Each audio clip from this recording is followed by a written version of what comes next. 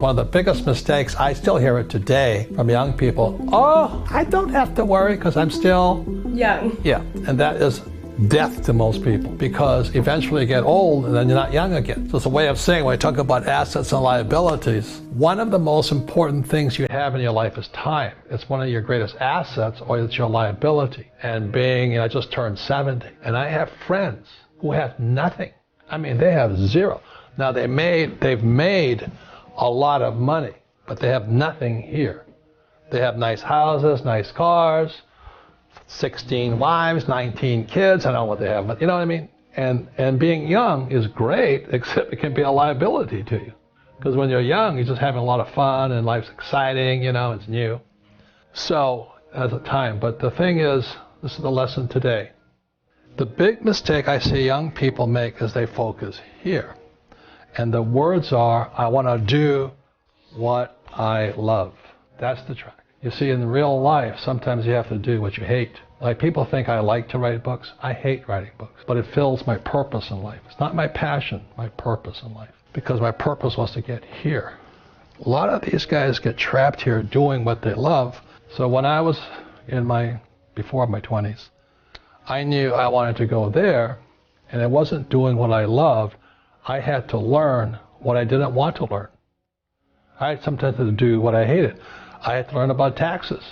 I had to learn about debt. I had to take classes. I had to learn about insurance. So I was doing a lot of things I hated doing so I could come over here. These guys never do this because they live their passion. I want my passion. The difference in passion is greedy. Purpose is for other people. So my purpose was to come over here so I could serve more people.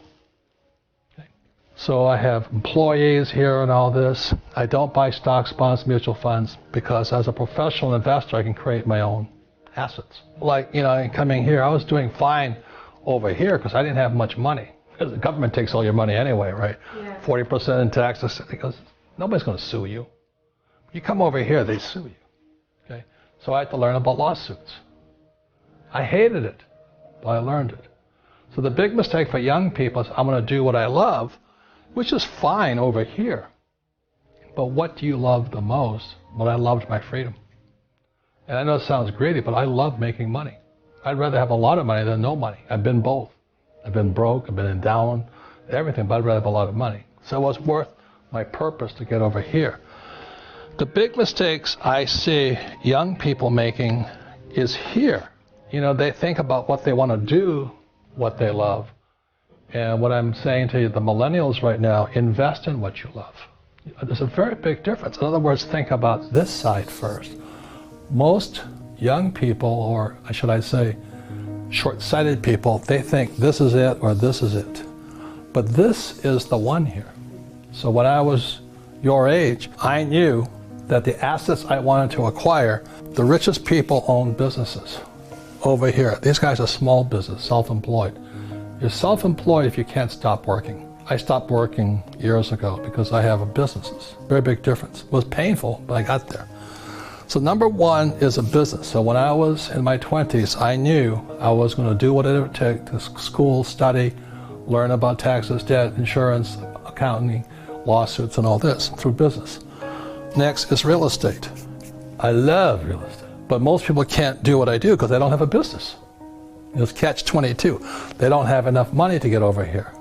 Your mom just made that switch because she's other people's money. So the reason I make more money is because it's not what I'm doing what I love. I do sometimes what I hate so I can have the assets that I love. I love having a business. If I didn't have a business, you wouldn't be here. Darren wouldn't be here. I wouldn't have a CEO and president. I wouldn't have accountants. I wouldn't have attorneys. So the business affords me the lifestyle I want.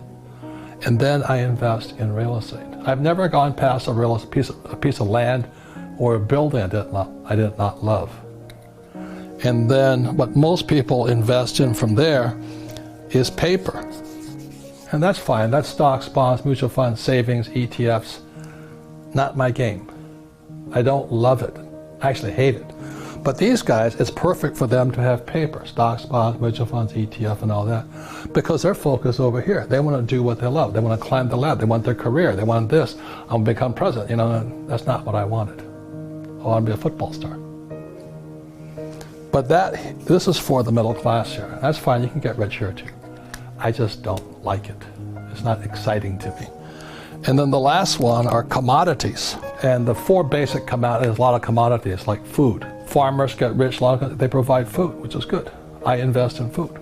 I invest in avocado farms to provide food. Oil, gold, silver.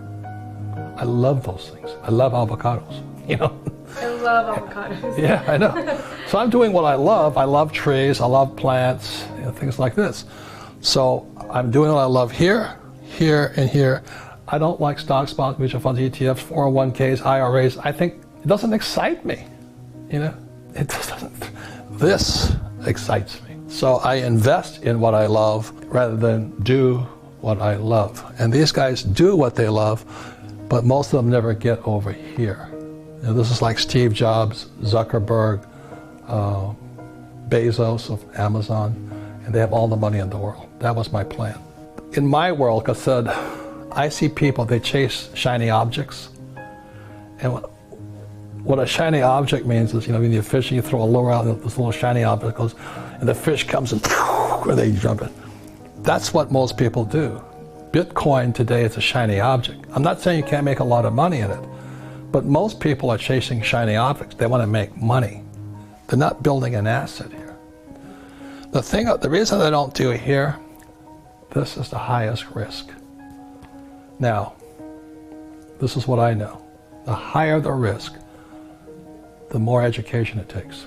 For example, if I wanted to learn, and I flew, and if I wanted to just fly my little Cessna 172 around the place, not much risk in that. But when I had to go to Vietnam to fly, the risk went up. I had to study harder, become better, work harder at it. The reason most people stay in paper, 401ks, IRAs, and chasing shiny objects like Bitcoin, is because they don't want to take the risk here. They're huge. You've got to study. That's why we have Rich Dad's Education, Rich Dad's Coaching. All of you guys are allowed to take courses and all this. If you come here, it takes no intelligence to be here.